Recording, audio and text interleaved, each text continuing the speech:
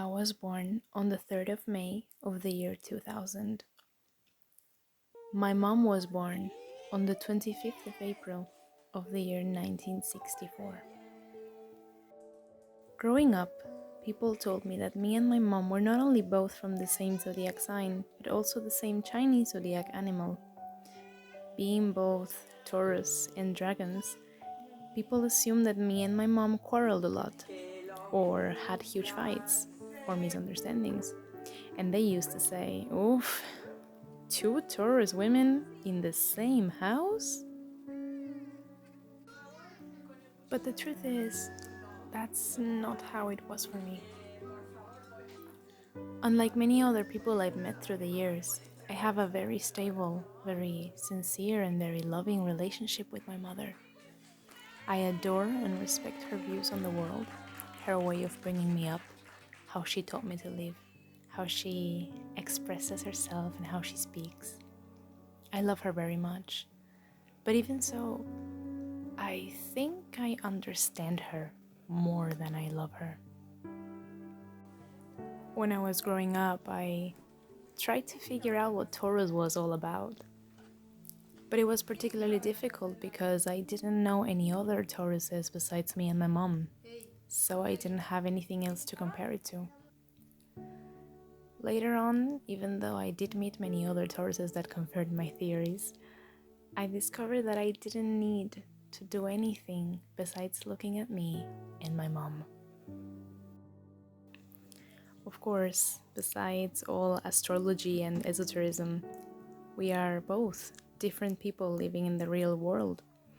And more than the stars or fate, what truly unites us is blood. But if someone was to ask both of us, what is our ideal life like? I'm sure that our answers will be the same. We are both extremely good with gardening. Me and my mom, we love plants. We are very stable and secure with our love and our hearts, giving it always entirely and dedicatedly, living every single one of our bonds as comfortably and caringly as we can. We don't like conflict. We know it's necessary, but we always try to avoid it. We don't like negative intensity. We have hated horror movies forever. We like our houses tidy, clean, smelling nice. We like working. And above all, we love food.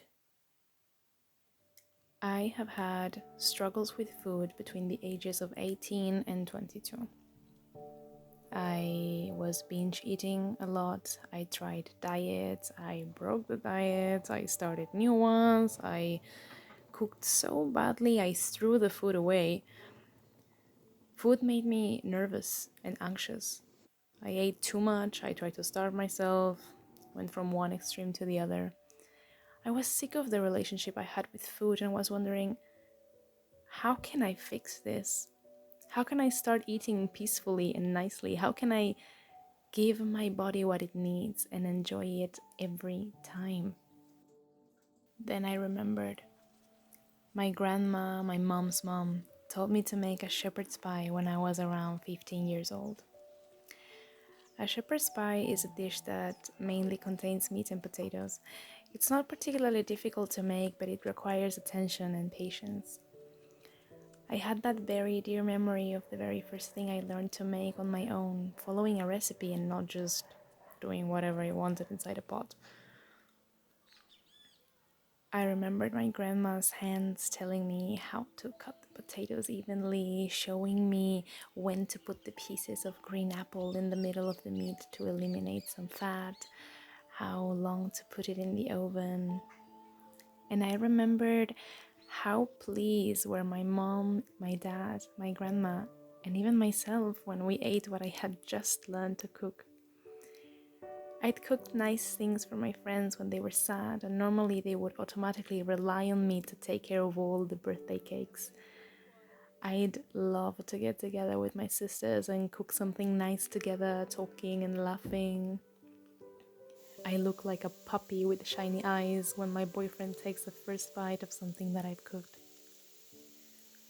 The feeling of making something taking ingredients, transforming them, creating something totally new, delicious, nutritious, that is going to fill not only your belly, but the belly of someone you love, is a priceless feeling. I reconnected with food thanks to that feeling. I had to restart with making simple dishes to remember the joy of making them. And then I went on to stews and sauces, to pasta and rice, to vegetables and meat, to follow a new recipe I found out of nowhere for the very first time and it turning out amazingly, to fully and confidently improvising. And the bread. No one can take the bread making away from me now that I've started living on the bread I make. Trial and error, and then you make it. That's a very strong thing I share with my mom. Bulls or dragons, mom and daughter, or just people, we share that. You don't need a lot. Your house might not be the best, your job might be a bit crappy, your city might not be the one you want, your life might not satisfy you. But believe me, if what you eat is not the best, all the other things, including your life, will never be the best either.